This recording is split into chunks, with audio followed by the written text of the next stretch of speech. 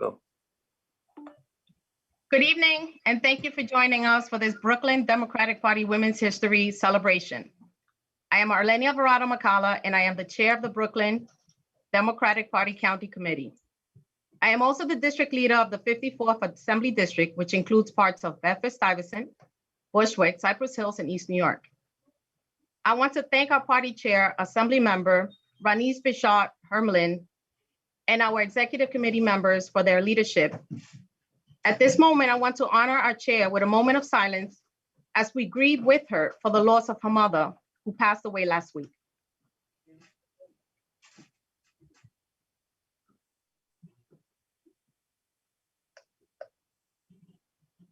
Thank you. Unfortunately, we're also mourning the victims of the Metro Atlanta, Georgia, and Boulder, Colorado attacks this week. I am hopeful that at this time of turbulence, we will come together for a betterment of our borough and the betterment of our country and unite behind our shared democratic principles. At this time, I want to thank and acknowledge our distinguished guests. We are fortunate to have with us some amazing female entrepreneurs, elected officials, and students. Our panelists for the evening are community leaders, organizers, and activists. They are trailblazers in their fields and their work in lifting up women everywhere.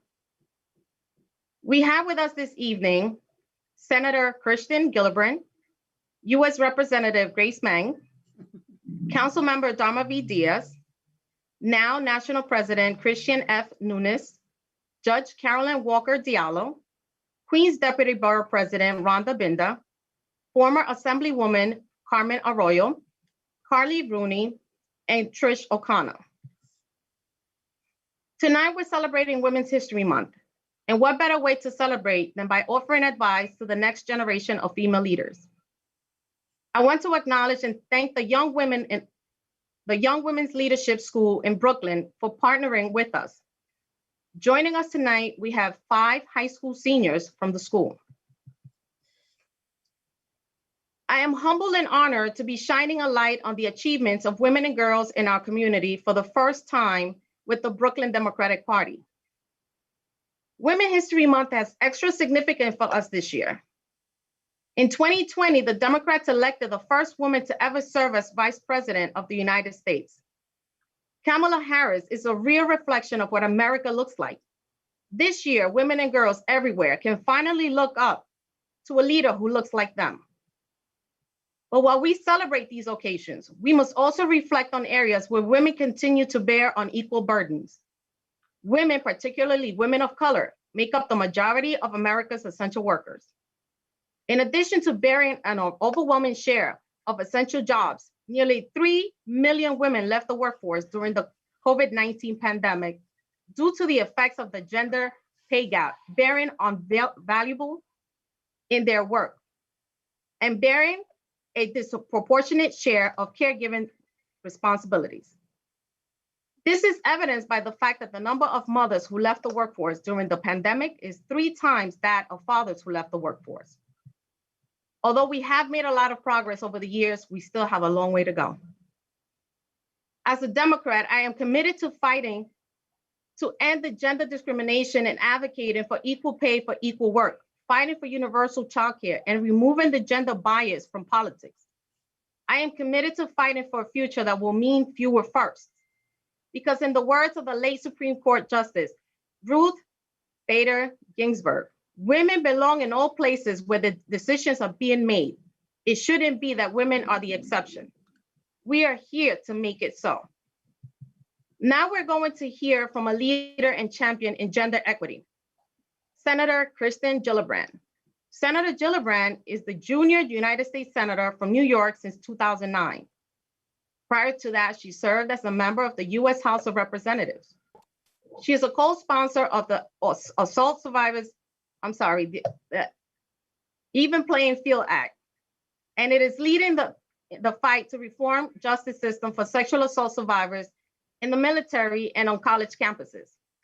In 2013, as the chair of the Armed Forces Subcommittee on Personnel, she held the first Senate hearing on the issue of sexual assault in the military in almost a decade. She also continues to lead the fight in the Senate to protect access to healthy meals for struggling children, seniors, and veterans. We have the video for our Senator, please. Hi, I'm Senator Kirsten Gillibrand, and I'm so pleased to join the Brooklyn Democratic Party and all of you celebrate Herstory. I want to thank Brooklyn Democratic Party leader Rodnisi Bishat Hermeline, chair of the County Committee Arlene Alvarado Michaela, and the executive and state committee members for all you do for Brooklyn. And thank you to everyone who put this event together and to all the panelists for joining to celebrate the power of young women. I've been so inspired by seeing young women like you who have looked at all of the challenges we face as a country and realized that you don't have to wait to make a difference or take the lead. Young women have been organizing Black Lives Matter protests and marches across the country. Emma Gonzalez and her classmates formed March for Our Lives to push for gun violence prevention. Greta Thunberg and the young people in the Sunrise Movement are fighting to save our planet. Their voices matter. Your voices matter. We need your experiences and your perspectives to be a part of the conversation. Having more women's voices at the table makes a difference. When we put a government that looks like the people it represents, we change the conversation, we change the policies, and we change people's lives for the better. When I first ran for Congress, I ran in a district with twice as many Republicans as Democrats. No one but my mother thought I could win. But I worked hard every day, and I built support, and I proved everyone wrong. Don't give up on the things that matter to you. Keep organizing and keep speaking out for change. And when you feel ready to run for office, run. We need you. I hope you enjoy the rest of the event, and I can't wait to see where you all go from here.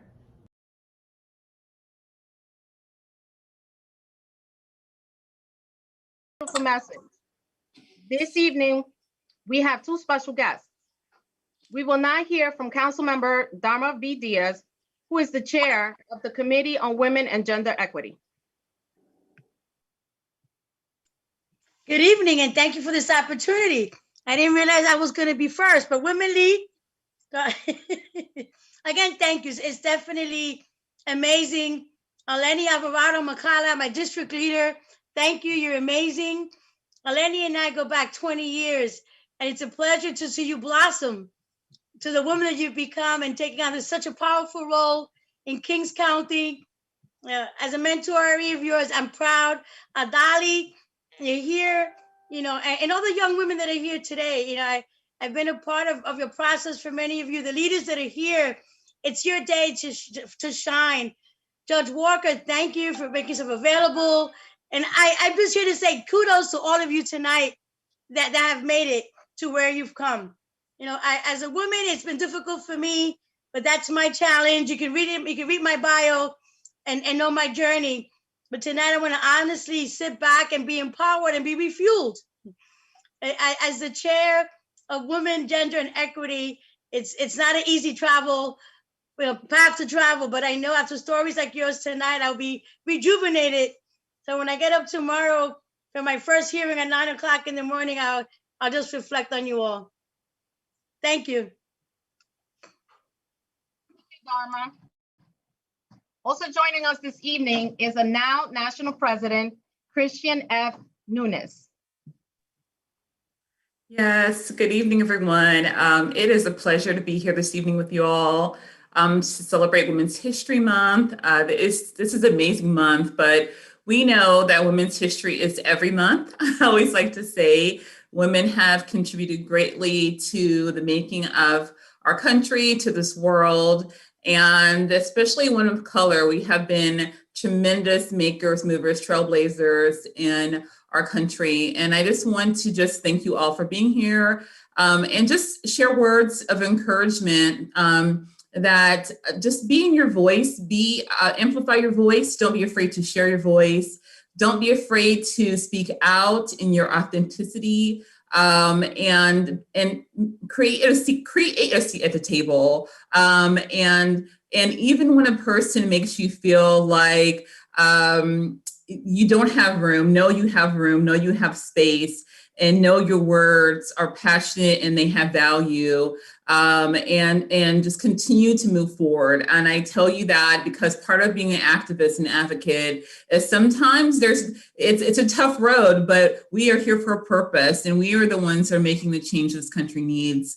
And so we have to continue forth in our journey. And we work with our allies and work in coalition to make sure that we're making this change happen. So as women in our Herstories, I continue to encourage you to keep moving forward and work in all the work you do. I just thank you all for this day and this moment, and I look forward to seeing you become future leaders in America.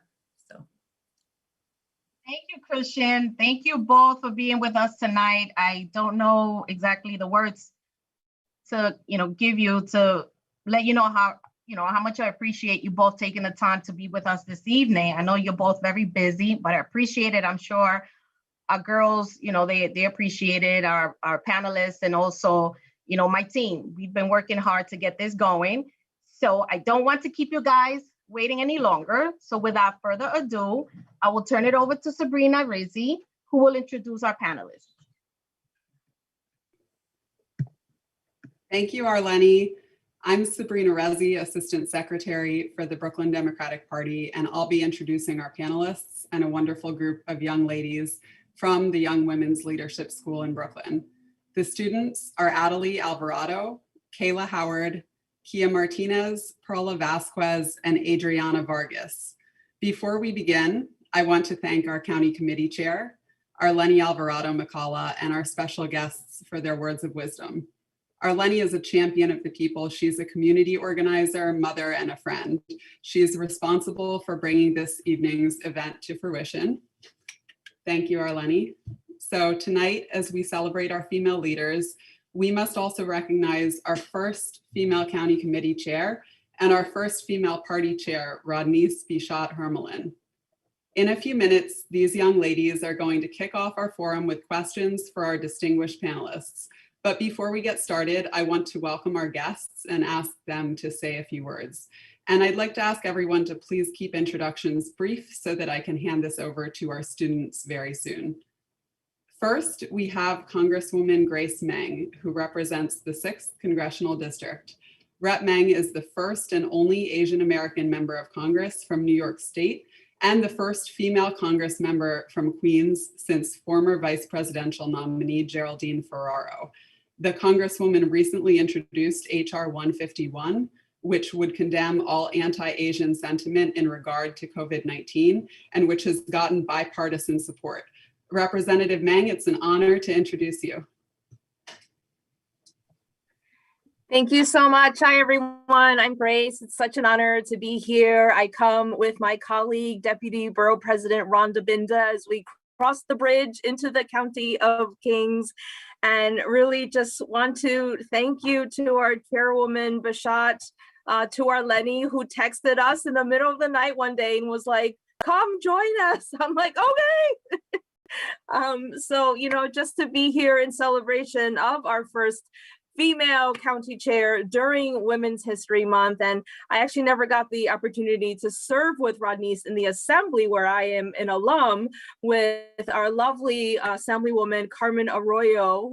Thank you for your leadership for so many years as well. It's great to be with you again. But I have seen and watched Rodneyce lead, and I'm just very thankful for her leadership and to all of you. Too many to thank. I know I'm going to miss someone. Councilwoman Diaz, Christian, thank you for your words and your much needed leadership, especially in the last 4 years. To Carly and all my fellow panelists, just thank you for having me. Thank you for including me. I know we'll have the opportunity to chat more, but it's been a really tough time for our city, specifically the boroughs of Queens and Brooklyn, and we've been through so much, but I remain optimistic. And thank you to Brooklyn Democratic Party for helping us elect Joe Biden and Kamala Harris. You can now have your weekends back. We don't have to cringe every night, every few hours, because we don't know what news is going to pop up on Twitter or, from the former guy who was evicted from the White House. But the people in our boroughs have really suffered. So many of the essential workers and the families who have suffered so much loss were women. Just even talking about the discrimination that has happened to the Asian American community over the last year, 2/3 of the victims have been women. And so I'm so glad to have this space with all of you today to talk about our history, our experiences, because that is what's going to make us united together and succeed and, you know, make more progress in the future. So thanks for having me.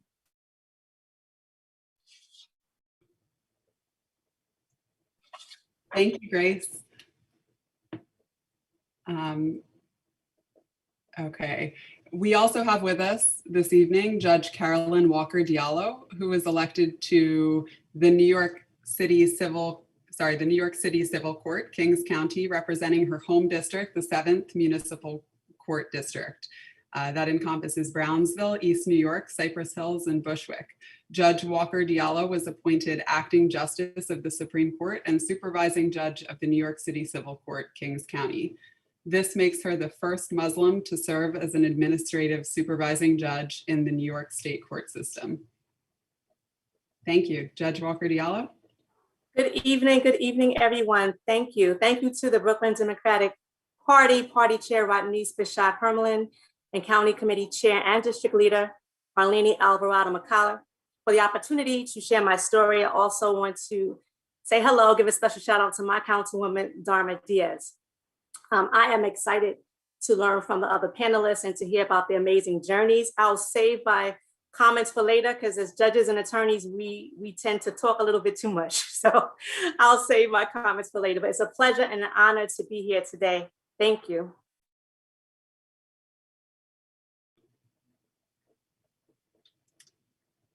Thank you, Judge.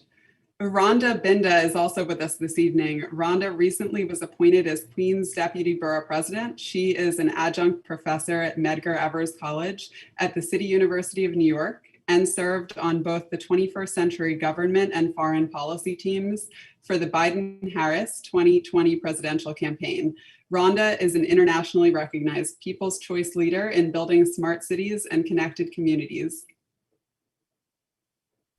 Welcome, Rhonda. Thank you very much. And it's such an honor to be here celebrating Women's History Month with all of you. And I have to thank our Congresswoman from Brooklyn today with me, as I used to do every week because I teach at Medgar Evers. Unfortunately, we're on Zoom now. So thank you for inviting me to be part of your program today with all of these amazing esteemed women. And thank you to Senator Gillibrand as well, and to Councilmember Diaz, who's part of her district does come over. So it's great to see the unity here. I did participate last year with the Progressive Dems Club and some of their programming, working with Congresswoman Clark. And I just think it's fantastic to see us working across the boroughs, across the city. And this year, I think, has been so important for us as women. Not only does it mark, crossing that line of 100 years of having our suffrage rights, but also with having the first vice president that's a woman. She's also a Caribbean woman, an African American woman, a South Asian woman. And I really think that we're at a moment where we are going to see many more doors open for us. And so I wanted just to say thank you for the invitation. I look forward to talking more tonight about our journeys and about how we can mentor younger women. There's nothing that I love more than doing that. I have a nonprofit that I founded in Queens for high school women as well. And so we took them all across the boroughs, the 5 boroughs, to meet mentors and to meet people in different industries that they could imagine that they could be like one day. And so I very much appreciate this opportunity to engage with younger women today as well. And I just wanted to say thank you. Thank you, Rhonda, and congratulations. Also with us this evening is former Assemblywoman Carmen Arroyo, The Honorable Carmen Arroyo is the first Hispanic woman elected to the New York State Assembly in 1994. Prior to that, in 1966, Arroyo organized a group of mothers and formed the South Bronx Action Group, where she was able to provide the community with services in employment, health, and adult education. She is a role model for the many who follow in her footsteps. Assemblywoman Arroyo, please introduce yourself. Hello. God bless each one of you. And it's an honor for me to be with so many young women from Brooklyn. I love all of you. God bless you. Don't hesitate to call if you need me, because those who know me know how I act. I can tell you as a Puerto Rican woman that came here so many years ago, I think that I doubled the age to half of you. And to tell you honestly, I'm 87 years old. I just negotiate my retirement, but I'm working more than I was working before. The issue that we have to be alert to, in most part, is education. Because what is happening today, when the children cannot be in a classroom, our students are losing a lot. And education is the key for any individual to have success in their life. And those that are professionals know what I am talking about. But the other part that we have to make sure is that our young kids doesn't get in trouble, that they never get caught in nothing wrong that make them a record in the justice system. That is hard, it's tough, but I would like to tell you, beside that, I would like to have my sentiments and my love to the families that had lost so many people with the pandemic. And when these emergencies happen in our communities, it's the women that have to suffer the work, because most of the time it's the woman that is the head of the family. The other part that I want to tell all of you guys, we have to work carefully to make sure that Donald Trump doesn't come back. But when I say doesn't come back, that he cannot be even a candidate in 2024. I pray every day. I write poetry. I'm busy all the time, and now editing a book. And my sentiments to each one of you, and I repeat, God help me. If you need me in any time, I travel to your community and I help you in your community. I was born in Puerto Rico, and I'm very proud Puerto Rican woman. I'm a Hispanic woman. Don't call me other name, because that is Carmen Arroyo, the Puerto Rican woman from the Bronx. I love all of you. Thank you for this opportunity. Thank you. Thank you, Assemblywoman. Also joining us is Carly Roney. Carly is the founder of The Knot, America's leading wedding planning marketplace, and one of New York City's most successful internet companies. The Knot then expanded to The Nest to help build a home, and The Bump for pregnancy and early parenthood. She advises many female-founded startups and has served on Rent the Runway's board of directors since its inception. She is also on the board of two nonprofits, Power of Two and Brooklyn Community Foundation. Thanks for joining us, Carly. I'm so excited to be here. I feel like I'm among royalty.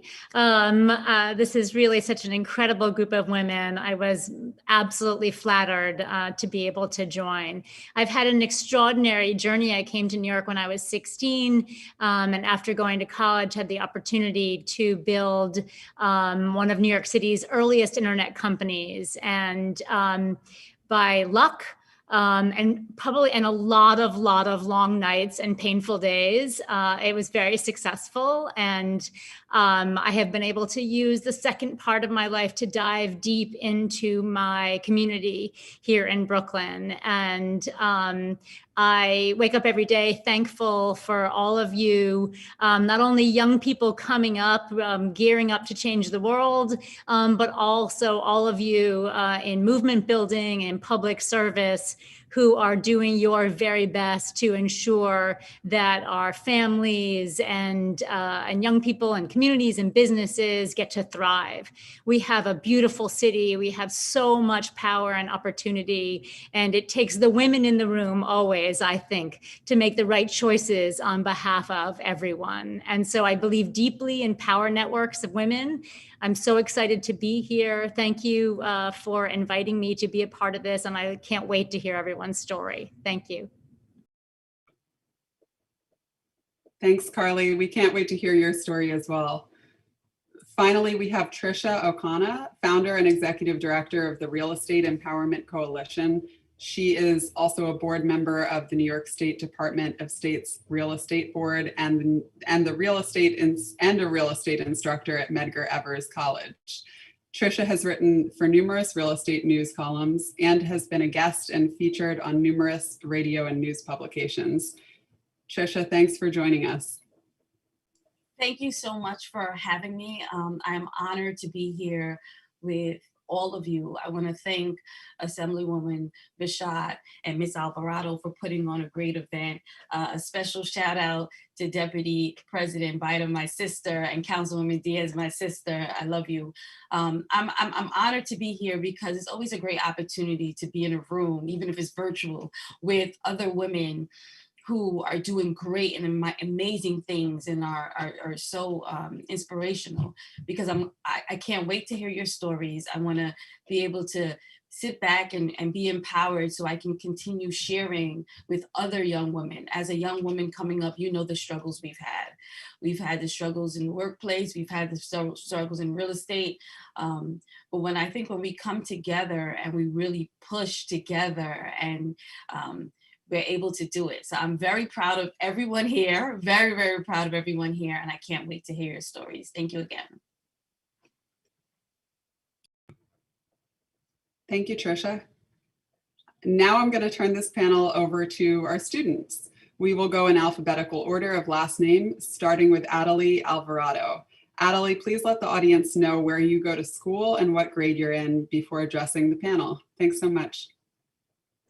Good evening, panelists and Madam Chair Alvarado Macala. My name is Adelie Alvarado. I'm a senior graduate 2021 at Young Women's Leadership School of Brooklyn.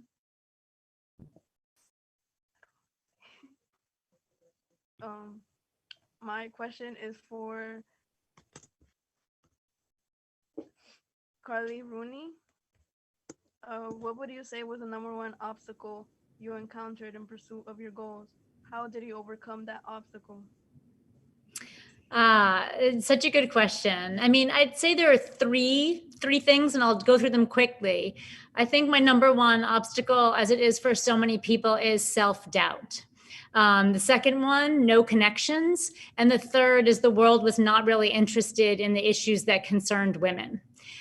So one, here are my ways to get over them. Self-doubt, you literally have to shut off your evil stepsister voice in your head that is telling you that you don't deserve whatever it is you're asking for, and ask yourself, why not you? I think secondarily, like no connections. I just didn't grow up with connections. I just didn't have, it felt like everyone else had like a plenty of people to help them find money or, power. And the only answer with no connections is to ask for connections, to go out and either randomly ask people on LinkedIn or ask the people that you know to ask people. That's what building networks is, one of your biggest jobs as women, and to care for it carefully. And 3, the world not being interested in women. They just aren't interested in women's problems in general. That's changing, thank God. But the secret I always found is if they're not interested in women's problems, make it about money. everyone's interested in money, whether it's a way to make more money or the way that could help the economy in terms of money. And so just to think differently, you have to sort of put yourself in other people's points of view, particularly if you're looking for startup funding or something like that. But those are my three biggest challenges building my career and my solutions for them. Such a great question. Thank you. Thank you. Thanks so much. That was a great question. Next up, we have Kayla Howard. I'm Kayla Howard, a senior at Tools of Brooklyn, and my question is for Judge Caroline Walker. What are some challenges faced as a Muslim woman in 2015? Kayla, thank you so much for your question. Challenges back then. I can't believe it has been 6 years since I ran for judge, but my journey to the bench was indeed challenging, but with every challenge, there are life lessons to be learned about the world that we live in and about ourselves. You really get to learn who you are and what you are made of when you experience challenges or difficulties while pursuing your goals. So rewind back to 2015 when I decided to put my hat in the ring and run for civil court judge. All I really had was a couple of dollars and a dream, right? It was the first time that I really put myself out there and my qualifications for all the world to see, to dissect, to review, and to make judgments about. And I was fine with that because I was asking people to vote for me, right? And they needed to know me to make a decision whether or not they wanted to support me. But unfortunately, the questions that started to arise in the public about my candidacy had nothing to do about if I was a good lawyer, if I had the requisite legal knowledge to become a judge, or if I had the appropriate judicial temperament to become a judge. The focus was on whether or not the world was ready to see a Muslim woman in hijab, a Black Muslim woman in hijab, administer justice in the state of New York. And it became apparent to me after my induction in December 2015 that some people really weren't ready. I received hate mail, death threats, a slew of negative media coverage. But as Frederick Douglass once said, without struggle, there is no progress. And there were people before me who had gone through so much, to set the way. So I must say, though, the bright spot during that very difficult time was my fellow Brooklynites and other people from the city were so supportive of my historic run. And that kept me going during those challenges times. So once I took the bench, I stayed committed to what I ran on, which was serving as a judge with integrity, compassion, and a commitment to equality under the law. And over the past 5 years, that's what I've done. And in 2019, I was appointed to run what we call this People's Court, which is the civil court. So has my journey been difficult or challenging? Absolutely. But has it been worth it? No doubt. Thank you for your question. Thank you. Thank you. Some great advice. Next, we have Kia Martinez. If you'll please let the audience know where you go to school and what grade you're in, and then you can go ahead and address the panel. Hello, everyone. My name is Kia Delmia Martinez. I'm a 12th grader, just as my fellows. And my question is for Rhonda. So I know that you are in a position where it's mostly dominated by men, and you have been very successful. And so it kind of goes along with what my fellow said. What are some challenges that you faced along the way to get to where you are at now? And what are some things that helped you face those challenges? Thank you for that thoughtful question. We, as you know, women and young women, we do face a lot of challenges, especially in male-dominated industries like politics still is, and government still is, especially at the leadership. But we have people that we can reach up to, like the assemblywoman, like the council member, like the judges that are participating today, and our congresswoman, of course, as examples of what we can be like. And I think that if we work hard, we'll get through it. Let's be honest, there are lots of issues that we face, from lower pay, from harassment. But when we have a chance to use our voice and our voices in these places that where normally women's voices are not heard, we should take that opportunity. And so some of the things that we're doing at Queensborough Hall under the leadership of Donovan Richards Jr. is this month, rather than having just, the usual women's history event, we are actually launching a gender justice unit. And, as it turns out, we found somebody in the office who already had a women's studies degree and is just, it's going to be amazing. And so let's try to make spaces more comfortable for us, make policy work better for us, even though our voices have not necessarily been part of the decision-making processes traditionally as it should have been in areas like government and politics. As I said, I do think that things are changing now, and we have to just be aggressive about it. And so there will be obstacles, but you can learn from them.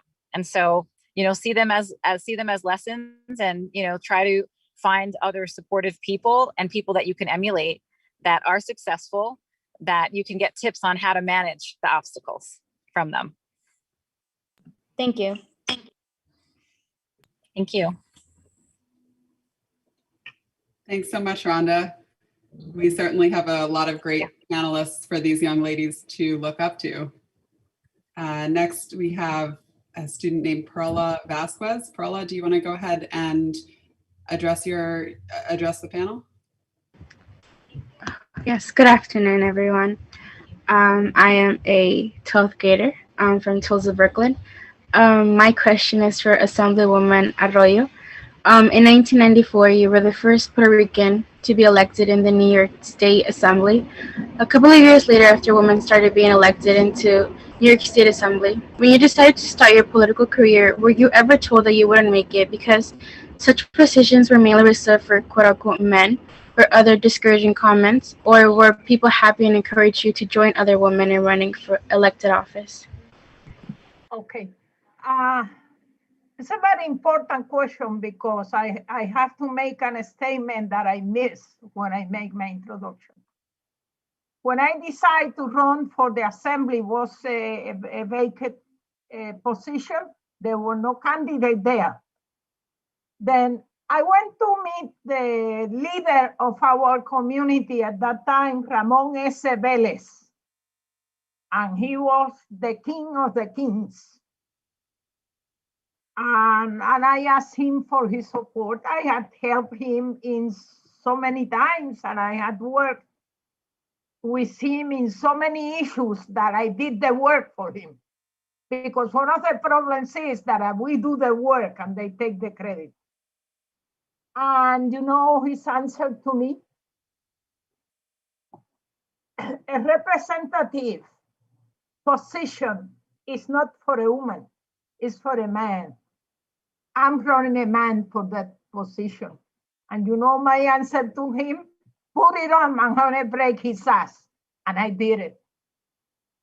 He ran the man against me, and I defeated. And I defeated 2-1. Because before that, I had served 24 years as a board member for the community school board in the area.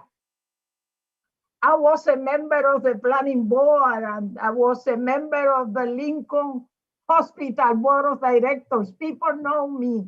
And I was working as a community worker for the Puerto Rican Community Development Project. That was a big problem for Puerto Ricans in the city of New York. And I was getting housing and welfare and jobs and everything for my neighbors all the time. I was able to beat the candidate that Ramon Vélez put against me, and he disappeared from New York for 45 days. He didn't want to come back because he knew that there were other people at the meeting when I asked him for his support, and there were so many people that knew what he said to me. Then when he came back, you know who was there to help his programs and to, give his a hand for the problems that he had? Carmen Arroyo. I served this community for 27 years in the state assembly. I served under 4 different governors, okay? And I'm proud of my work. I developed housing. And I was one of the 7 people that developed Ostos College because they were in need for education for us. And I was one of the first students, the first persons that went and took the test to be registered at Ostos College. And I have my first degree from Ostos College. I'm proud of my life. You know, I organized a welfare mothers group that I got them out of welfare, half of them in less than 1 year, and I have thousands of people in that group, okay? Because I like to work, because I like to communicate with people and see what is the problem that they have. When people know you in the community and you are honest and people offer you money, don't go for that, okay? Do your work, help others. I was in the church all the time helping. I had 7 kids, mamita, that was raising at the same time. That's why I run so late in my life, because I was already 60 when I ran for the state assembly. I told you, I'm 87 now. I'm not a baby. But God gave me a life that I appreciate, and I believe in God. That's why I respect so many people. And you cannot find the name of Carmen Arroyo as a politician involved in any wrongdoing.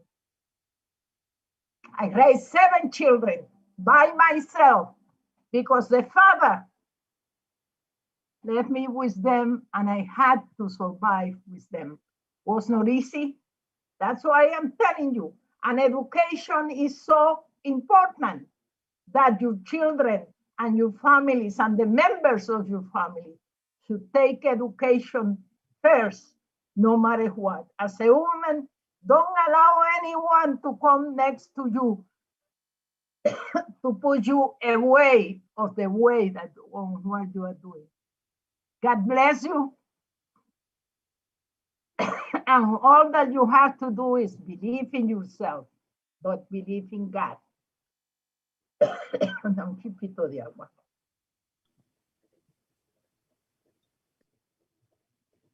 Thank you, Assemblywoman. I just want to say you're a real trailblazer, and it's great to see so many women running for office now, especially this year. I'm sure that is at least in part thanks to the example that you set, showing the younger generation that that's possible. Thank you so much.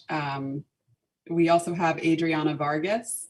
Adriana, if you would just let the audience know what grade you're in before addressing the panel. Wait, before she introduces herself, I'd like to say something about Adriana. Go ahead. She came into my home through my niece, Adali. And she's taken on a little role in my life. So I'm glad that she was asked by Adali if she wanted to join tonight's event. They don't go to the same school, but sometimes they act like little sisters. So I was more than happy to open up this invitation to her so she can also experience what Adali is experiencing at this moment, because I want her to also be a leader.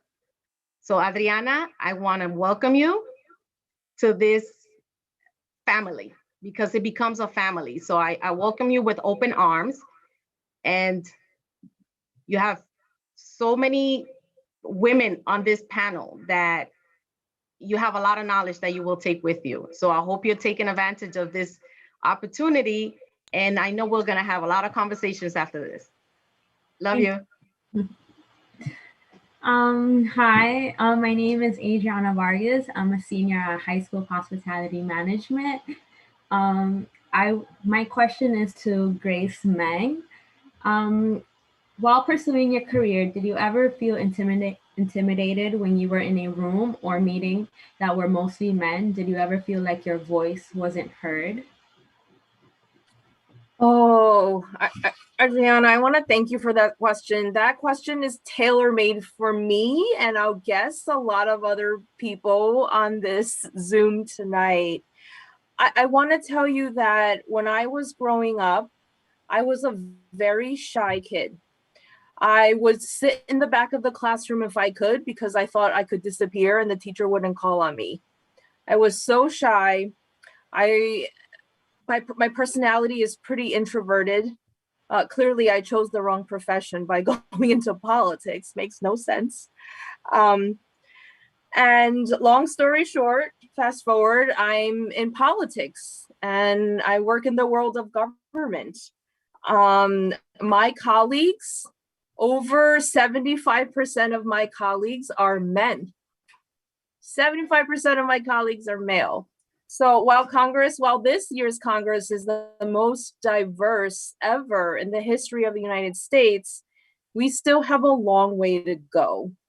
So yes, there have been so many times from when I was in school to my internships and even where I work today, where I will often walk into a room and I might be the only woman. Now, remembering my personality as someone who's very shy, scared to talk, scared to ask questions, what I try to do before I go into a meeting or before I go into a room where I suspect that it will be mostly men, I try to prepare myself because women work harder, we multitask, and we prepare better. So I will often go in with like 3 items, questions I want to ask, comments, maybe I'll research their bio before I go in so I can kind of show off a little extra knowledge that they might not expect that I know. But it's very true. There are many rooms where I walk in, I'm the only woman. Oftentimes also I walk in a room and I'm the only minority woman. And so I will say that it can be very intimidating, but I will say that part of the reason for us being where we are, for you and I being on this Zoom and for you being a part of this program in your life is because we're here to change the standard, right? We don't have to sound like, act like the men do in order to be successful, but we were kind of taught that, right? And so we are here to change the standard that it's okay to look like us. It's okay that our story, our background is a little weirder than the other people in the room. But you also represent a lot of people whose voices are not represented in that room. So be confident, do not be intimidated. You are there to tell not only your story, but their stories as well. So we have to collectively, whenever you are, think of this room, think of all the impactful women on this call today, just channel our energy and don't be intimidated. And I'll do the same. Okay, thank you. Thank you, Congresswoman. And I saw you doing just that, rebuking one of your colleagues' unfortunate remarks the other day, and I heard you on WNYC, which was great. I also know your staff mentioned that you have to leave a little bit early tonight. So I want to actually hand it back over to Adriana, who I believe has another question for you. And we're grateful to have you with us again. Adriana, do you want to go ahead with your second question? Yeah. You have been talking about the escalating and bias violence towards Asian Americans. Can you tell us about your personal experiences where you see things going and what we can do to help de-escalate it, targeted / violence, hate speech if we witness Asian hate? Sure, thank you for the question. Look, hatred and discrimination against all our communities, including Asian Americans, is nothing new. I bet everyone on this call has been subject to some sort of discrimination or unfair and ugly comment.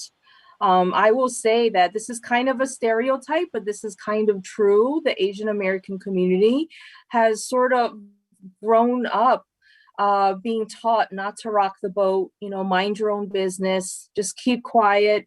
We look different. So if you kind of blend in enough, you'll be seen as American enough. You won't be seen as a foreigner. And so now what I've really seen as a challenge is to tell my parents' generation, my grandparents' generation, you can't keep quiet anymore. You have to speak up, not for yourself, but to prevent these things from happening to other people. I was talking to some other Asian Americans who said the advocacy muscle in the Asian American community is a little weak. It needs to be strengthened, it needs to be refined. And many of us who feel more comfortable advocating for our communities now, we've learned it from the Black and Latino communities. We have learned it from our brothers and sisters, where there have been many rooms where I have been in, where there are no other Asian Americans, but I have a female Black colleague who always stands up for me, and she will speak up before me and say things like, I'm here to make sure that the Asian community is represented, right? Like, she says that, and by watching her, I've learned how to be a better advocate. So these incidents in the last year are not new. They were really empowered by the former president, who basically used words like Kung Flu and made people believe that Asian people brought the virus here. And so they're very hurtful comments. But I will say that I'm very hopeful. I am so heartened in the last few weeks. We have seen leaders from Black, Latino, all sorts of communities around the country speak out in support of the Asian American community. And I said to myself, I've never seen in my whole life this many non-Asians speak up out of love for the Asian American community. I'm so heartened. But again, we are at this moment in time that is so important. We have to teach our communities lessons that might not have ever been taught. We have to address racism that comes at our communities, but also racism that might exist within our communities. So today, for example, I said to a Asian newspaper, I said, be consistent with the words that you use. When you're talking about an attacker, do you use the same words and descriptions when it's someone who's Black versus someone who's white? We have to be very conscious of the words that we're using and the narratives that we're creating. A young activist said recently that the answer to racism is never more racism, it's solidarity. And so I believe with Black, Latino, Asian, and women, guys, these are the demographics. We are the majority, all of us. And that's kind of true in Congress. I don't know if the men realize that, but we can really come a long way together and really learn from each other. And if we move together, we will achieve more progress and achieve it faster. Thank you. Thank you. Representative Meng, if you don't mind, I want to ask you one more question, and then we can move on to Trisha, who I don't think has had a chance to respond yet. But this is something that I think hits close to home, and we're seeing, because we have young women on the call, I want to ask you this because I see we have an increasing number of young people that are becoming victims of gun violence. So I'm wondering what you think we as a party, we as students and activists can do to advocate for sensible action to address the gun violence. And then the second part of my question is there any legislation you're sponsoring now that you would like to tell us about? Sure. Well, first of all, I know that Congress has been obviously working on legislation. HR 8, I believe, is the number that would provide more gun safety laws in this country. We are hearing a lot about voting rights in Georgia, where the tragedies just happened. It is literally easier to buy a gun than it is to register to vote.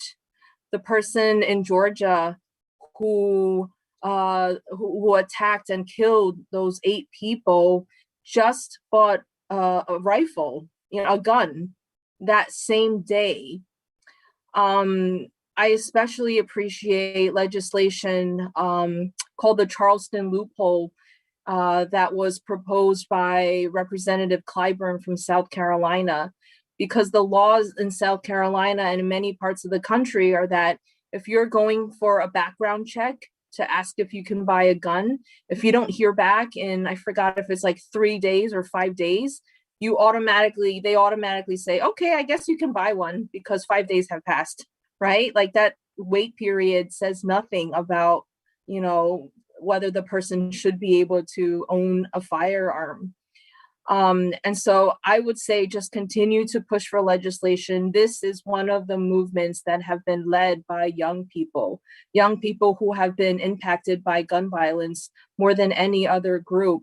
Ask any of our kids, right? They know how to act in an active drill and in a lockdown. They know how to act. And I never had to practice that when I was a kid growing up. And it's just so unfair to them. And also just getting involved in elections, you know, who you elect matters. We need to pass gun safety legislation. And so get involved in the groups. You can even just do it virtually. There's a lot of actions that you can just follow online. And a more recent issue that we'll hear more about, I'm working on legislation, and our Attorney General Tish James also announced measures recently about addressing this issue of 3D guns, right? We now have 3D printers that can literally produce parts of guns. And so that's something that's not detectable in a metal detector. So this is a new space that we need to be more wary of. And so I think you'll look for more opportunities to get involved, unfortunately, in that space as well. Thank you, Congresswoman. We'll go back to Adelie. Did you have another question? I have a question for Trisha O'Connor. You have a strong media presence. How did you get started as a blogger for HuffPost, Caribbean Life, and on the several radio shows you appeared on? I think Trisha is muted. Can you unmute, please? Sorry about that. Thank you for the question. I really just started by educating myself. I made sure that I was attending workshops. I would make sure, you know, I would go through the papers, and they all have community calendars. So I would take as many workshops as I could, especially when I started both my community and my real estate about a year after high school. So I knew I needed to be out there. I was in the library taking courses. The library that gave real estate classes, business classes for free. And once I started getting all that information, I wanted to share the information back with the community. So I would approach, you know, the newspapers and find out how I can write for them and how I can actually share the information for them. In fact, for Caribbean Life, I had to ask Trisha. So I was getting all this information on different resources that are available for people, understanding how to, you know, get a business plan from the Brooklyn Public Library. And I was putting that information into the newspaper, and people started writing me more and more and asking me more and more, you know, how do I save my taxes, or how do I decrease my taxes, and how do I start a business, and where do I apply for grants? And I just started sharing the information with people, and those media areas allowed me to put the information and the content for the communities. Thank you. Thanks, Trisha. I've definitely seen you all over in HuffPost and Caribbean Life and on the radio. So I might need to call you after this, and I hope some of our students do as well, for some advice on that. I think we can go to Kayla Howard for the next question. I have a question again for Judge Caroline Walker. What is your advice for like young women like myself?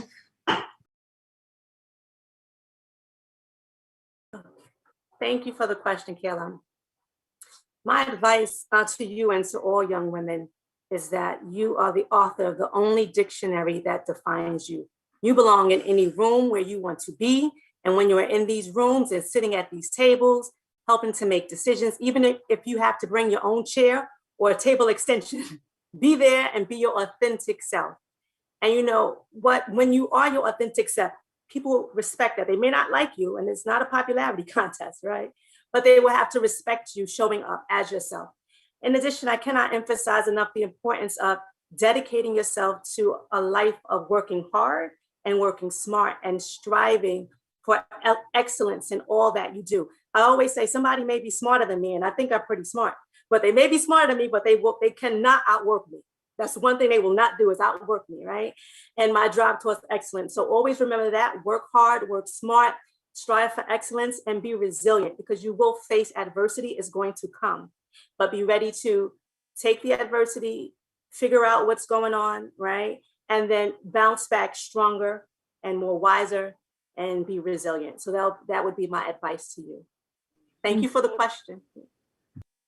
Thanks, Judge. I actually have a follow-up to that because we have so many students on with us this evening. I want to ask if you can speak about the importance of education in your career. And I know, you know, a lot of young women that are tuning in may be interested in a career in public service. And I know that, you know, law school is a common trajectory for a lot of people that are interested in this career path. Can you speak to that?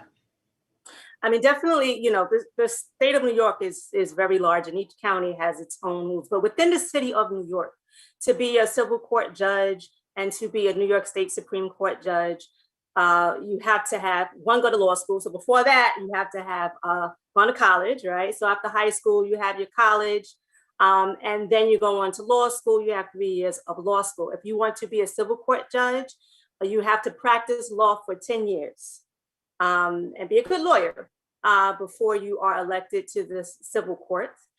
Supreme Court, the requirement is also 10 years of legal experience. For the most part, many people become civil court judges first and then move on to Supreme Court.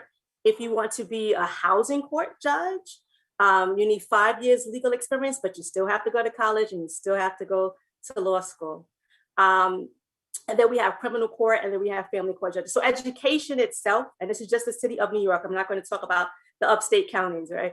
But education is key. And that's the one thing my parents used to always say, you know, that's the one thing people cannot take from you is your education, right? And so we have a group of very young, smart women here. And the fact that they're here at 8 o'clock at night on a Wednesday night talking to us lets me know that they are on the right path, definitely.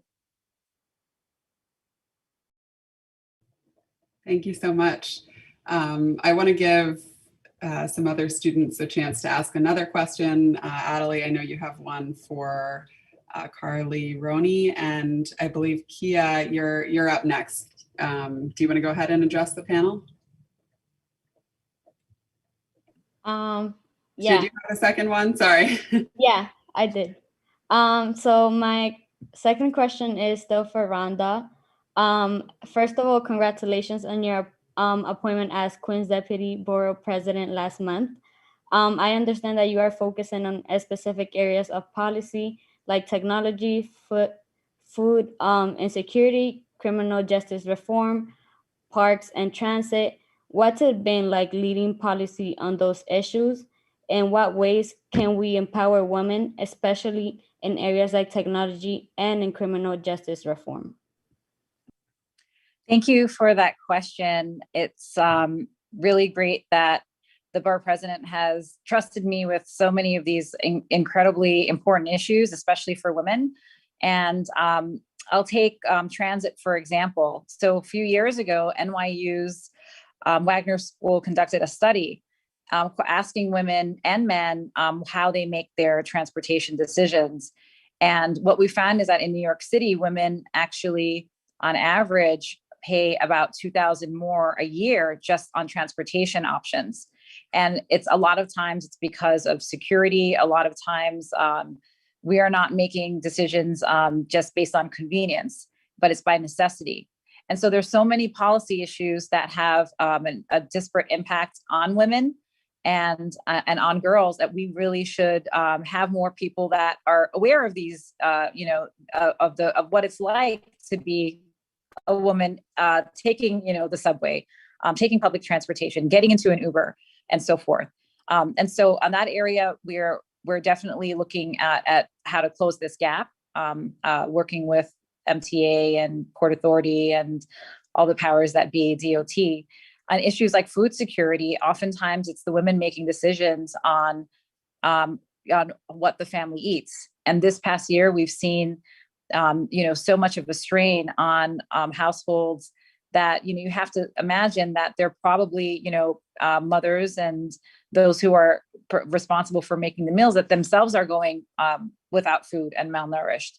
And so many of these issues really impact women in such a different way than it would men, that I'm glad that the borough president is allowing us to, as I said, create a gender justice unit so we can look and work with our partners to understand how, when policy decisions are being made, is it being made with a lens looking at how it really impacts everybody in society, including us. And with criminal justice reform, right now we're seeing that there's a drastic change in the way that we are looking at what's called sex work. And in Queens, we've decided not to prosecute women for this anymore. Our DA just made that decision last week. And in Manhattan, we're seeing that none of the candidates are going forward with saying that are running for the DA's position, that they're not going to go forward on prosecuting women as well. And so there's a lot of changes in areas like criminal justice reform that we're seeing. In technology, my favorite topic, I'm actually a technology lawyer. And so one of the things that we have to start doing to get more women involved in these areas, and I'm sure Carly knows much more than I would, as a serial entrepreneur in so many different technology companies, that there's so many different types of jobs. And especially as we're seeing more automation, those who have more creative abilities will find many more opportunities available. And so we're just still at the beginning of what we can see, that at this digital transformation that's happening all around the world. And I think the pandemic sped things up. It really is up to us to get educated on it and find out more about how we can include technology from the beginning of any venture that you get involved in. And I know you all are the best poised for it. You were born with it, unlike some of us. And so I would say that, have an open mind. And I think it comes to educating on all the various positions and jobs that are available in this, and basically any industry is now a technology industry. So we're already here, we're in it. And it's just figuring out where you fit in. I found that law was, sort of, my jam, and that's, what I got into with, and that's how I got involved. But I will tell you, I was very intimidated. I was always growing up in the science and math classes, the only girl. I remember that I felt that I wasn't treated the same by my teachers, and eventually I came back around through law. So sometimes I wonder, if I had the support and if I had the encouragement, I could have been, some sort of software entrepreneur myself, and rather on the legal side. But everything sort of works out, I think, at the end. And that interest, I was able to, and I am able to still work with in technology. And now I'm able to push a technology agenda, a policy agenda for everybody across a borough of, over 2 million people. And we're going to make sure that, that we are able to include girls and women there, because of my experience of feeling like I was somewhat marginalized and not treated the same growing up in those classes. So we're going to make sure that that's not the case for you all, and that we make sure that we have all of your talent, and we're able to change all these policy areas to make them more equitable for women, and its impact for women as well. Thank you. And also, I'd like to point out that those things that you mentioned, I didn't think about before, and it's definitely something that needs to be changed. And thank you for making a change for us. Thank you, Kia. Thanks, Rhonda. I just want to go back and see if Pearla or Adriana have any questions for the panel.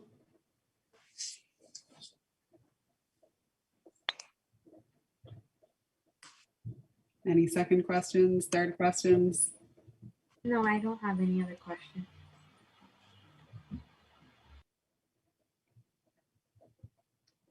I think, Adelie, did you have a question for Carly?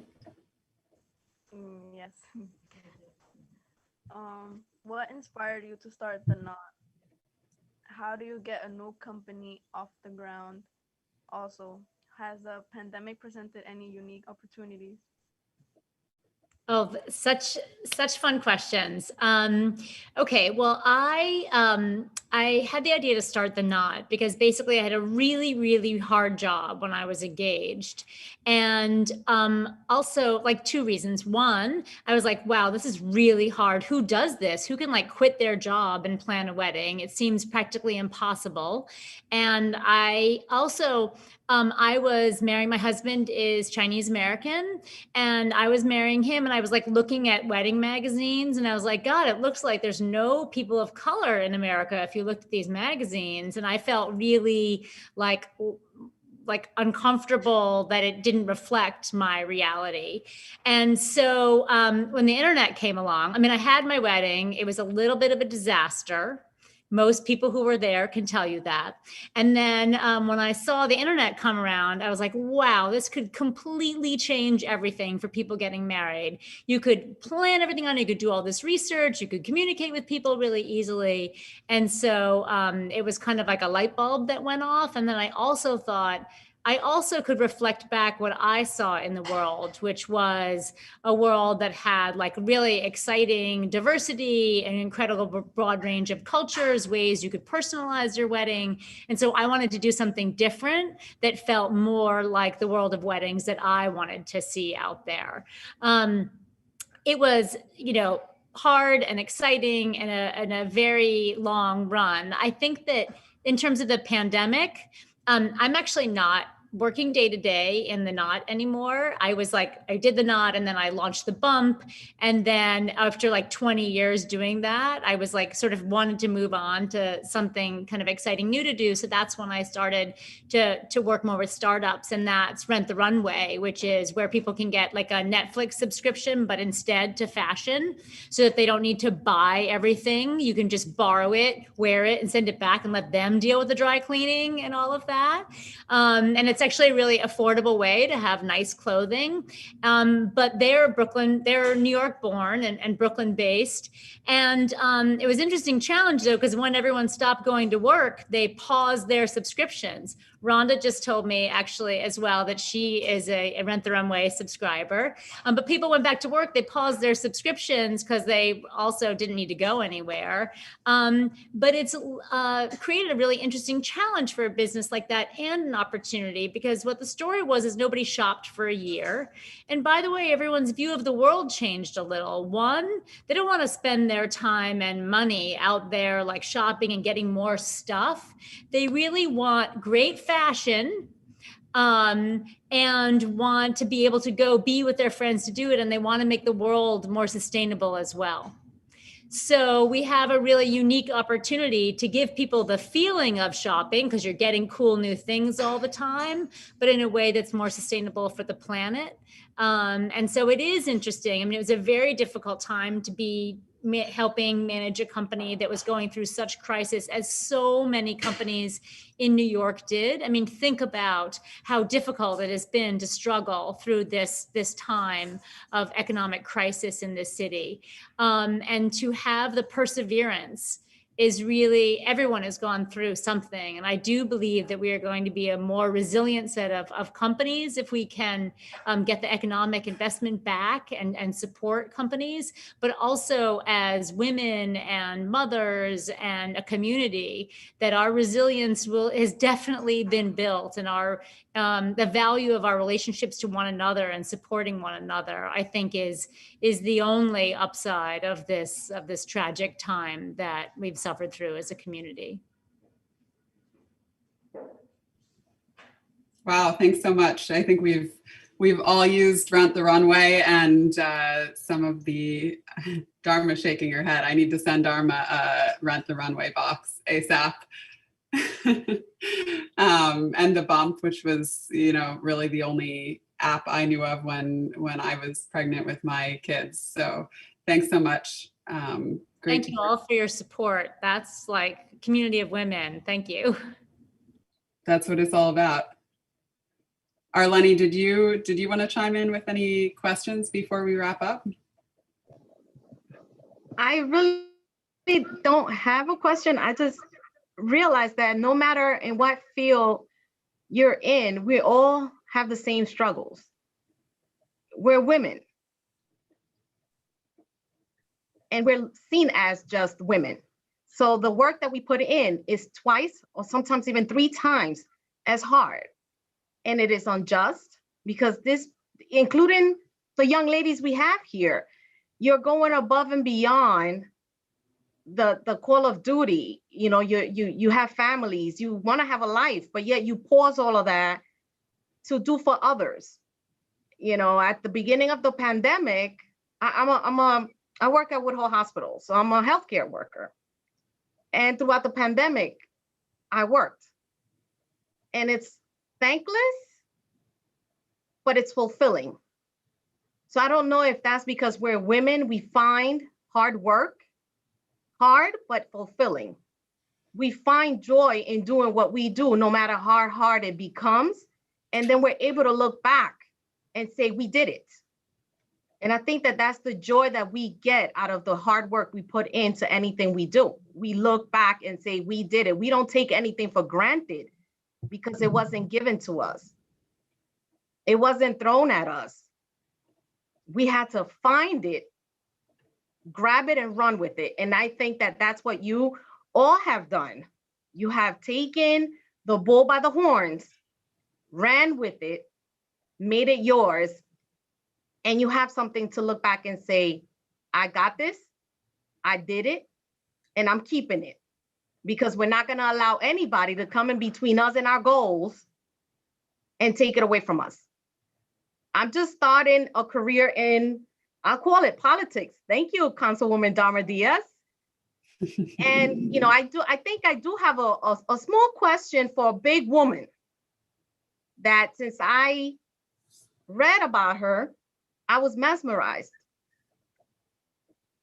To me, it's amazing to hear where someone is coming from and how far they go when they set their mind to something. Carmen Arroyo, I am beyond words at the work that you've done to become the first Puerto Rican Latina to be elected to legislature.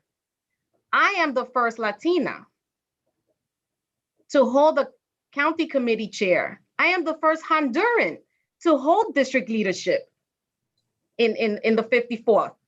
So to me, those are big leaps for me personally. So to hear, you know, stories from each and every one of you was like, wow, you know, I'm also learning. It's not just, you know, my high school students that are learning from you guys. I'm learning that there's more out there for the grabbing.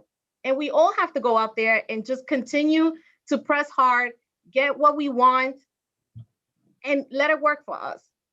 You know, so I do have a question for the former Assemblywoman Arroyo.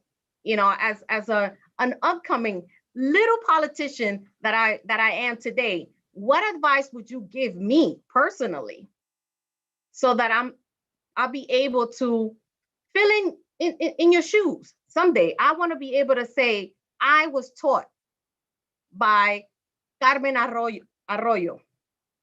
This is what she taught me. What advice do you have for me? First of all, you have to have faith in God. Because sometimes we don't understand what we are.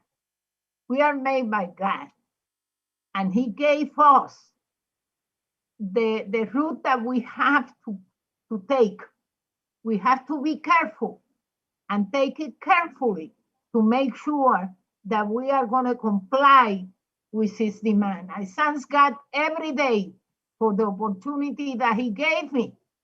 But you know something, in the process, I went to school, I went to college, because I was sick and tired of doing the guys' work. They had no education, and I was doing that job, and they were getting the money and the credit. Mm-hmm. That's why I went back to school, and I got my education, and I got my degree. And you know what? After I got the degrees, nobody asked for them. Because then people start to respect you and to make sure that they don't look at you twice. You have your degree, you can compete with anyone. But after that, if you are involved in an issue, read, learn, and listen. Listen to the others. We were talking about the assembly a few minutes ago because the congresswoman was an assemblywoman in at the same time that I was there. We worked together. Most of the men that are there are idiots. You should see what they do. And then knowing that I'm better than them in terms of my intelligence, then I'm not going to argue with them.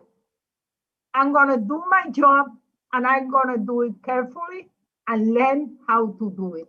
And I have questions, I look for help. I look for answers and never be afraid. Okay, the history that I have, I was the first one in my seat in the assembly. And I was the last one to leave in the evening. I was responsible, therefore, I could get more information than those that go to the bar instead of sitting in the chambers. Because that is what happened. And you know something, and I have to say this, because what I'm going to say is not an offense. Is in the knowledge and the experience that I acquired, I should say this. In this country, the people that made this country are not around anymore. They left their children, they left their families, and those that grew up after they left are a bunch of idiots. United States of America doesn't have the people that have the technology and the preparation that other countries have. In Europe, you have to learn 4 languages to graduate from high school. In United States, if you speak Spanish in front of these idiots, they tell you, shut up, you're in United States. And you know my answer? I turn around, I said, yes, I know that I'm in a land of idiots. Because I can speak 2 languages, but you cannot do it. Then I'm proud of myself. I know who I am. I know what can I do. Therefore, I don't have to be afraid. If I need help, I'm going to repeat this. I'm going to look for the help. I'm going to look for the orientation that is necessary for me to do what I have to do. That's what I had done all my life. I developed housing in my neighborhood. I developed a college, 2 colleges, because I brought the College of New Rochelle to the South Bronx. And I was the first one that can register there and graduate from the College of New Rochelle. Then, because education is very important to me, I make sure that my children, my grandchildren, they are professionals, you know, because if they don't have the money, here is a check, go and pay your tuition. And that's what we had to do with our neighbors and the people that we have around. The staff that I had as an assembly person, all of them had degrees because I gave them the time. And who can get involved in my payroll? That's my job. No, go to the school, take the class.